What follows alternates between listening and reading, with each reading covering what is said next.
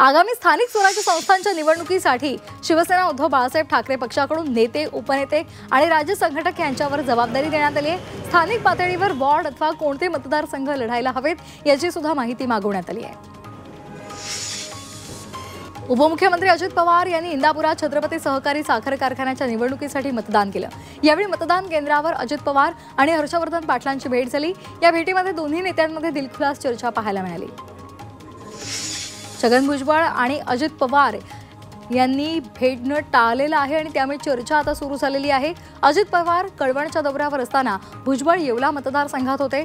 दोघेही वेगवेगळ्या तालुक्यामध्ये असल्यामुळे भेटीची शक्यता कमीच आहे। स्थानिक स्वराज्य संस्थांच्या निवडणुकीसंदर्भात नवनीत राणा यांनी मोठं विधान केले। अमरावतीमध्ये महापालिका निवडणूक स्वतः भाजप स्वतंत्र लढणार असल्याची घोषणा नवनीत राणांनी केली आहे। त्यामुळे निवडणुकीआधीच अमरावतीमध्ये महायुतीमध्ये बिघाडी होण्याची शक्यता आहे। संसद रत्न पुरस्कारामध्ये महाराष्ट्रानं बाजी मारली। सुप्रिया सुळे, श्रीरंग बारणे, नरेश मस्के यांच्यासह 7 खासदारांना संसद रत्न पुरस्कार जाहीर झालाय। मुंबईमधील चेंबूरमध्ये तिरंगा रॅलीचं आयोजन करण्यात आलंय। भारतीय सैन्याच्या कामगिरीला सलाम करण्यासाठी ही रॅली काढण्यात आली। यावेळी शिवसेनेनं बाईक रॅली सुद्धा काढली। या रॅलीमध्ये माजी खासदार राहुल शेवाळे, आमदार तुकाराम काते आणि इतर पदाधिकारी उपस्थित होते। जालन्यामध्ये सर्वपक्षीय संघटनेकडून तिरंगा रॅली काढण्यात आली। या रॅलीमध्ये माजी सैनिकांनी मोठा सहभाग नोंदवलेला आहे। सैनिकांचं प्रोत्साहन वाढवण्याच्या समर्थनार्थ ही रॅली काढण्यात आली। या रॅलीमध्ये महाविकास आघाडीचे नेते आणि पदाधिकारी कार्यकर्ते उपस्थित होते। सातारामधील प्रतापसिंह हायस्कूल इथल्या राजवाड्यामध्ये छत्रपती संभाजी आणि शाहू महाराज जयंती उत्सव समितीच्या वतीनं वेगवेगळ्या कार्यक्रमांचं आयोजन करण्यात आलंय। या कार्यक्रमाला छत्रपती उदयनराजे भोसले यांची चुलत बहीण छत्रपती वृषालीराजे भोसले यांनी उपस्थिती दर्शवली। यावेळी या राजवाड्यांचं जतन आणि संवर्धन होण्याची गरज त्यांनी व्यक्त केली। ठाण्यामध्ये मेट्रोचं छत उभारण्यासाठी वाहतुकीमध्ये बदल करण्यात आलाय। कॅडबरी इथे मेट्रो स्टेशनवर छत टाकण्याच्या कामासाठी कॉलम्स उभे करून त्या ठिकाणी जॅकबीम टाकण्यात येणार आहे। यासाठी 25 मे पर्यंत वाहतुकीत बदल करण्यात आलाय। चक्काजाम आंदोलनाच्या पार्श्वभूमीवर सांगली कोल्हापूर मार्गावरील वाहतूक बंद करण्यात आली आहे। नागपूर आणि सांगलीकडून कोल्हापूरकडे जाणारी वाहतूक इतर मार्गाने वळवण्यात आली आहे। तसंच कोल्हापूरकडून सांगली आणि नागपूरकडे जाणारी वाहतूक सुद्धा इतर मार्गाने वळवण्यात आली आहे। छत्रपती संभाजीनगरातील जुना मोंढा परिसरामध्ये जलवाहिनी फुटल्यामुळे नागरिकांच्या घरात पाणी शिरलं। त्यामुळे संपूर्ण रात्र नागरिकांना जागून काढावी लागली। हजारो लिटर पाणी यामुळे वाया गेले। मुंबईमध्ये बेकायदेशीर वास्तव्य करणारे 250 बांगलादेशींचे त्यांच्या देशामध्ये प्रत्यार्पण केले जाणार आहे। मुंबई पोलिसांनी ही मोठी मोहीम हाती घेतलेली आहे। एवढ्या मोठ्या प्रमाणामध्ये एकत्र प्रत्यार्पण करण्याची ही पहिलीच वेळ आहे। राज्यभरातील 25 पोलीस ठाण्यामध्ये बनावट जन्म मृत्यूचं प्रमाणपत्र प्राप्त करणाऱ्यांविरोधात गुन्हा दाखल करण्यात आलाय। अमरावती, बीड, परभणी, नांदेड, यवतमाळ, छत्रपती संभाजीनगर, जळगाव, लातूर आणि अकोल्यामधील 6 पोलीस ठाण्यामध्ये हे गुन्हे दाखल करण्यात आले। भारतीय न्याय संहितेच्या कलमानुसार हे गुन्हे दाखल झाले। वाशिममधील निजामपूर फाट्याजवळ मालवाहू वाहनाचा अपघात झाला। चालकाचं नियंत्रण सुटल्यामुळे हा अपघात झाला। या अपघातामध्ये 3 जण जखमी झालेत तर एकाची प्रकृती गंभीर आहे। तसंच वाहनाचं मोठ्या प्रमाणात नुकसान झालंय। भारताच्या डिप्लोमॅटिक स्ट्राईकमुळे पाकिस्तानला आता धडकी भरलेली आहे। भारत खासदारांचं शिष्टमंडळ विविध देशांमध्ये पाठवणार आहे। आता बाजूला पाकिस्तान सुद्धा भारतासारखंच शिष्टमंडळ पाठवणार आहे। बिलावल भुट्टोच्या नेतृत्वामध्ये पाकिस्तान शिष्टमंडळ पाठवणार आहे। हे शिष्टमंडळ जगभरात पाकिस्तानची बाजू मांडणार आहे।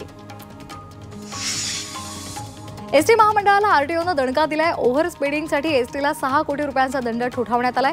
यामध्ये ठाणे विभागानं सर्वाधिक 80 लाखांचा दंड भरलेला आहे। चालकाच्या पगारातून दंडाच्या रकमेची वसुली करण्यात आली आहे।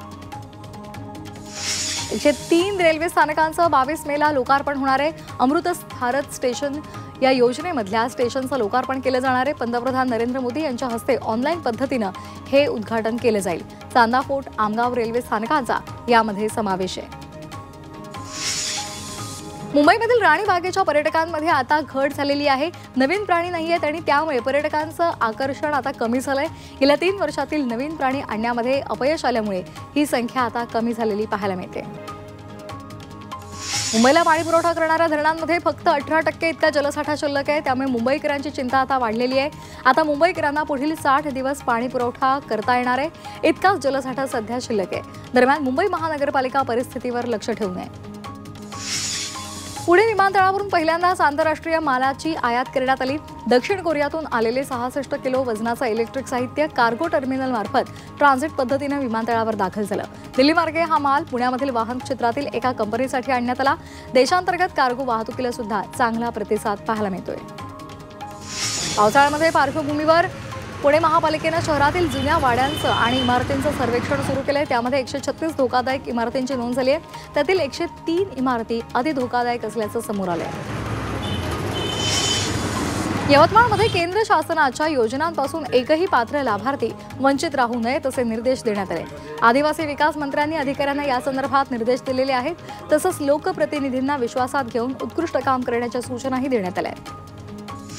बारामतीमध्ये उपमुख्यमंत्री अजित पवार यांची पुणे ग्रामीणचे पोलीस अधीक्षक संदीप सिंह गिल यांनी भेट घेतलेली आहे। अजित पवार हे छत्रपती सहकारी साखर कारखान्याच्या होत असलेल्या मतदानासाठी काडेवाडीमध्ये आले होते।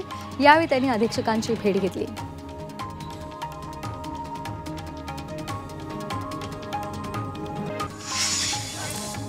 कोल्हापूरमध्ये आयटी कंपनीमध्ये नोकरी करणाऱ्या तरुणाच्या विवाहाची अनोखी वरात काढण्यात आली।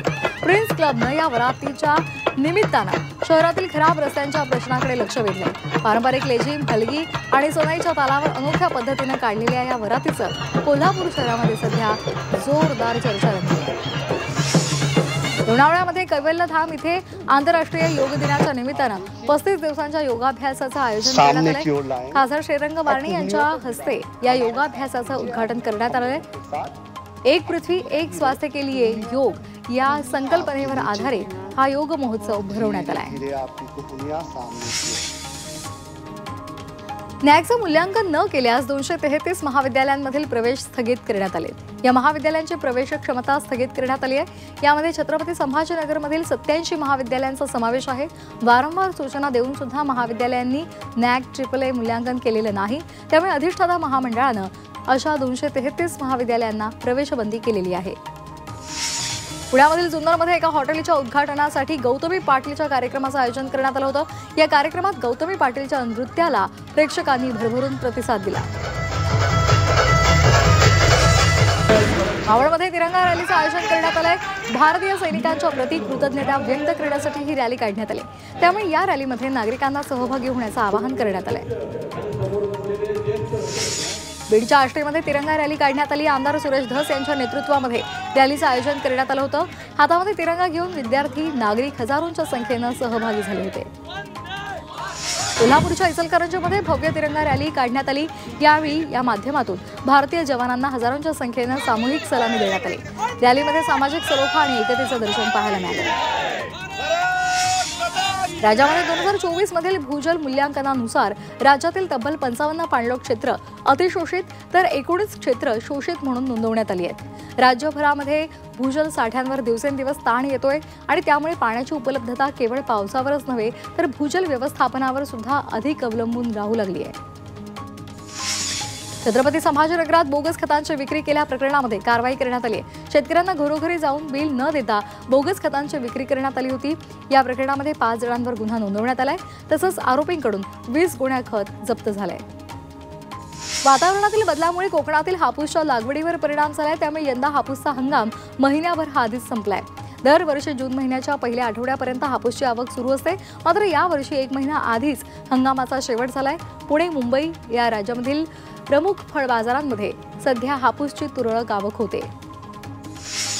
बीडमध्ये वादळी वाऱ्यासह अवकाळी पावसाचा शेतकऱ्यांना फटका बसलाय। काढणीला आलेला कांदा पावसानं भिजल्यामुळे कांद्याचं मोठ्या प्रमाणात नुकसान झालंय। शेतकरी आर्थिक संकटात सापडलाय। भंडारा जिल्ह्याच्या लाखनीमध्ये मजुरांवर मधमाशांनी हल्ला केलाय। 8 मजूर यामध्ये जखमी झालेत। जखमींना लाखनी रुग्णालयामध्ये उपचारासाठी दाखल केले। पुणे शहरामध्ये पुढील 2 दिवस अवकाळी पावसाची शक्यता आहे। पुढील 2 दिवस हलका ते मध्यम स्वरूपाचा अवकाळी पाऊस होईल असा इशारा पुणे हवामान विभागानं वर्तवलेला आहे। येलो अलर्ट सुद्धा जारी करण्यात आला आहे। नांदेडमधील हिमायतनगरमध्ये अवकाळी पावसाचा तडाखा बसलाय। वीज अंगावर पडल्यामुळे एका 60 वर्षीय वृद्धाचा मृत्यू झालाय। पावसामुळे नाले तुडुंब भरले। उत्तर पुणे जिल्ह्याला गेल्या 2 ते 3 दिवसांपासून वादळी वाऱ्यासह झालेल्या पावसानं झोडपून काढलंय। यामध्ये शेतमालाचं मोठ्या प्रमाणात नुकसान झालंय। टाकळी हाजी परिसरामध्ये ज्वारीचं उभं पीक जमीनदोस्त झालंय। परभणीमध्ये वादळी वाऱ्यासह अवकाळी पावसानं हाहाकार माजवलाय। या ठिकाणी वादळी वाऱ्यामुळे लग्नाचा मंडप जमीनदोस्त झालाय। खाद्यपदार्थांचंही मोठ्या प्रमाणात नुकसान झालंय, त्यामुळे वधूच्या पित्याला अश्रू अनावर झाले। संभाजीनगर जिल्हा परिषदेमधील गैरव्यवहाराच्या तपासासाठी समिती गठीत करण्यात आली आहे। या माध्यमातून 70%हून अधिक बिल उचलण्याच्या प्रकाराची 15 दिवसांमध्ये चौकशी होणार आहे। दरम्यान आता या कामांची चौकशी होणार असल्यामुळे एकच खळबळ उडाली आहे। नाशिकमध्ये तरुणीला प्रेमाच्या जाळ्यामध्ये ओढून फसवणूक करणाऱ्या पोलीस अंमलदाराला निलंबित करण्यात आले। या प्रकरणामध्ये इंदिरानगर पोलीस ठाण्यामध्ये गुन्हा दाखल करण्यात आलाय। यावेळी पोलीस आयुक्तांनी कारवाई करण्याचे आदेश दिले। नाशिकमध्ये वेगवेगळ्या गुन्ह्यामधील 2 आरोपींसोबत 4 पोलिसांनी पार्टी केली। आरोपींना कोर्टाकडून जेलकडे नेताना पुणे रोडवर ही पार्टी करण्यात आलेली आहे। मात्र पार्टी सुरू असतानाच पोलीस आयुक्तांच्या विशेष पथकाने छापा टाकत 4ही पोलिसांना रंगेहात पकडले। पुण्यामधल्या शिरूर तालुक्यातल्या पारोडीमध्ये दुर्मिळ अल्बिनो डुरक्या घोणस जातीचा साप आढळून आला। शिरूर वन विभागानं आणि निसर्ग वन्यजीव सामाजिक संस्थेनं त्याला जीवदान दिले आणि निसर्गाच्या सानिध्यात सोडून दिले। पिंपरी चिंचवडमध्ये राज्य उत्पादन शुल्क विभागानं गोवा बनावटीची दारू जप्त केली। या कारवाईमध्ये राज्य उत्पादन शुल्क विभागानं 24,88,000 रुपयांची दारू जप्त केली, तसंच वाहतुकीसाठी वापरण्यात आलेले वाहनही जप्त केले।